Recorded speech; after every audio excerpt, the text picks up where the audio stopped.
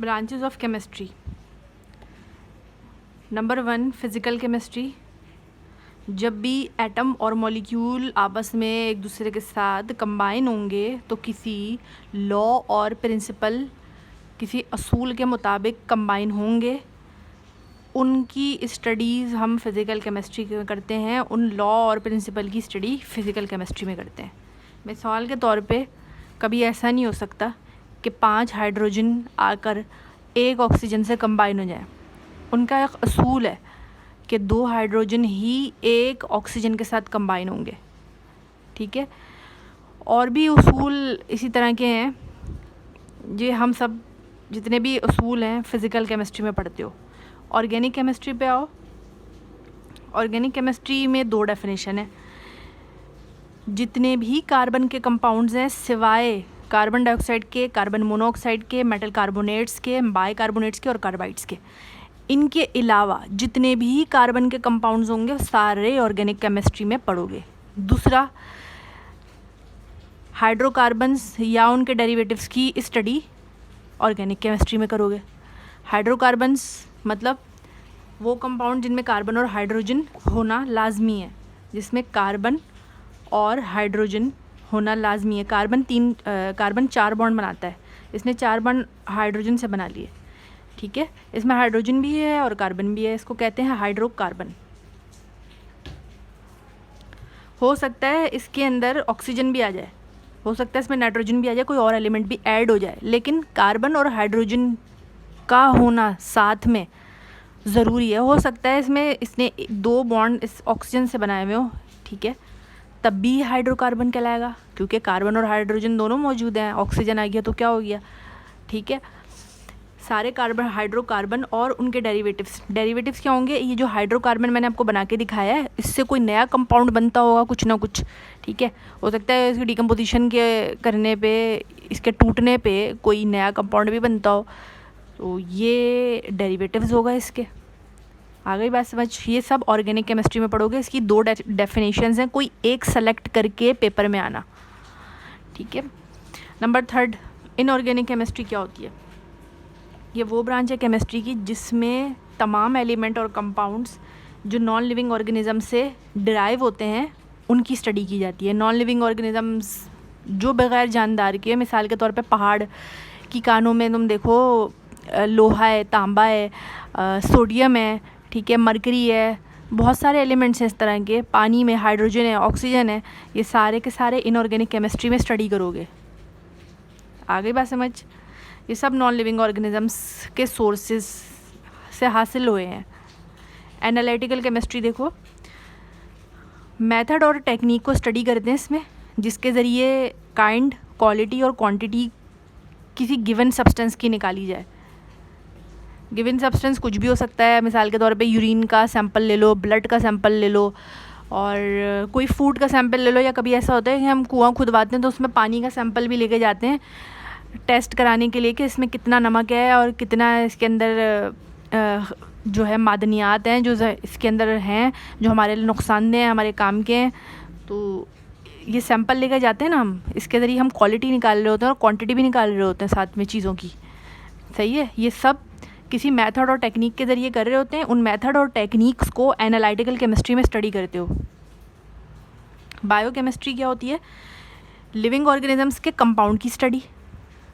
Living organism में animal और plant है, तो एनिमल और प्लांट में कोई जो भी इनसे रिलेटेड केमिकल कंपाउंड है, मिसाल के तौर पे रोटी देख लो, कार्बोहाइड्रेट्स हो गए, शुगर देख लो, चीनी, ठीक है, अंडा, और ये सब हम खाते हैं ना, ठीक है क्या चीज़, ये केमिकल से मिलकर बनी है, और लेकिन हम खा भी रहे हैं इसको, ये हमारे लिविंग बॉडी से तो रिलेटेड है, हम लोग जो उसको खा रहे हैं इसलिए, ठीक है। या हम कुछ अपनी बॉडी के अंदर बना रहे हैं, मिसाल के तौर पे विटामिन्स कुछ होती हैं जो सन की रोशनी में जाके हमारे बॉडी के अंदर खुद ब खुद बन रही होती हैं, सही है। तो ये भी एक केमिकल हमारी बॉडी में बन रहा है, तो लिविंग बॉडी में बन रहा है ये केमिकल। लिविंग बॉडी से जितने भी केमिकल्स का ताल्लुक़ होगा वो सारे बायोकेमिस्ट्री में पढ़ेंगे। इंडस्ट्रियल केमिस्ट्री, मेथड्स और टेक्निक्स वगैरह इसमें पढ़ते हैं हम। केमिकल प्रोसेसेस पढ़ते हैं जो केमिकल इंडस्ट्रीज़ में इस्तेमाल की जाती हैं, केमिकल इंडस्ट्रीज़ में इस्तेमाल की जाती हैं ताकि हम कोई सिंथेटिक प्रोडक्ट्स बनाएं। मिसाल के तौर पे ग्लास बनाएं, cement, paper, soda ash, fertilizers, medicines, ये बहुत सारी चीज़ें होती हैं और बहुत सी चीज़ें ऐसी हैं जो हम केमिकल, सबको ही पता है कि केमिकल इंडस्ट्रीज़ में बन रही है और किसी प्रोसेस के ज़रिए बन रही है। उन प्रोसेसेस को हम स्टडी करते हैं इंडस्ट्रियल केमिस्ट्री में, ठीक है। नेक्स्ट पे आओ, न्यूक्लियर केमिस्ट्री। जितने भी न्यूक्लियस के अंदर, न्यूक्लियस जानते हो, एटम जानते हो, एटम के दो पार्ट होते हैं, सेंट्रल पार्ट उसका न्यूक्लियस होता है, ये एटम है, सेंटर में इसके न्यूक्लियस है और इसके गिर्द एक इलेक्ट्रॉन घूम रहा है, सेंटर में क्या है, न्यूक्लियस है। न्यूक्लियस के अंदर प्रोटॉन और न्यूट्रॉन है, दोनों को कंबाइन करके, प्रोटॉन और न्यूट्रॉन दोनों को कंबाइन करके हम क्या कहते हैं, न्यूक्लियस। तो न्यूक्लियस के अंदर कोई भी चेंज आ रहा होता है, इसमें से कोई शुआएं भी निकल सकती हैं, सही है, इनविजिबल हो सकती हैं, वो हो सकता है दिखती ना हो हमें, बल्कि अक्सर ही ऐसा होता है कि हम हमें दिखती नहीं है, कुछ ना कुछ चेंज आ रहा होता है जब वो अपने अंदर से शुआएं निकाल रहा होता है। कौन, न्यूक्लियस। उसकी स्टडी हम न्यूक्लियर केमिस्ट्री में करते हैं, ठीक है। तो कोई भी चेंज न्यूक्लियस के अंदर आ रहा है ना, तो उसकी स्टडी हम न्यूक्लियर केमिस्ट्री में करते हैं। मिसाल के तौर पे ये है बहुत काम की, कुछ आइसोटोप, कुछ एलिमेंट्स ऐसे दरियाफ्त हो चुके हैं जो अपने न्यूक्लियस के अंदर से ऐसी शुआएं निकाल रहे हैं जो दिख नहीं रही, लेकिन वो मतलब कैंसरियस ट्यूमर को ट्रीट करने के लिए इस्तेमाल हो रही हैं। थायराइड ग्लैंड्स जो हो जाते हैं हमारी नेक में होते हैं, थायराइड ग्लैंड्स, उनको ट्रीट करने के लिए, किसी के प्रॉब्लम हो जाती है थायराइड ग्लैंड्स के अंदर, उनको वो ट्रीट करने के लिए इस्तेमाल होते हैं जो उस न्यूक्लियस के अंदर से शुआएं निकल रही होती हैं, ठीक है। ये सब हम न्यूक्लियर केमिस्ट्री में पढ़ते हैं। एनवायरमेंटल केमिस्ट्री में हम क्या पढ़ते हैं, एनवायरमेंटल केमिस्ट्री में हम क्या पढ़ते हैं, केमिकल मटेरियल्स जितने भी हैं जो हमारे इन्वायरमेंट के ऊपर इफ़ेक्ट डाल रहे हैं, ठीक है। हमारे इन्वायरमेंट के ऊपर कोई भी केमिकल मटेरियल इफ़ेक्ट डाल रहा है, वो इन्वायरमेंटल केमिस्ट्री में पढ़ेंगे।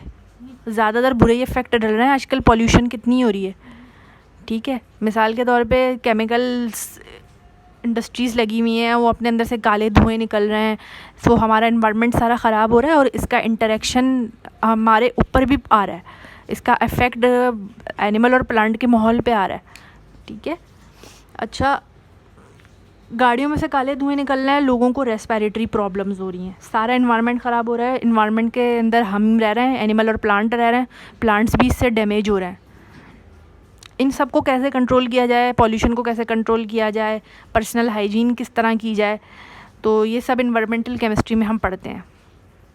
पॉलीमेरिक केमिस्ट्री में हम क्या स्टडी करते हैं, पॉलीमेरिक केमिस्ट्री में हम स्टडी करते हैं, पॉलीमेरिक केमिस्ट्री लास्ट है, ये स्टडी कराता है पॉलीमराइजेशन के प्रोसेस को, ठीक है, या उनसे जो भी प्रोडक्ट्स बन रही होती हैं।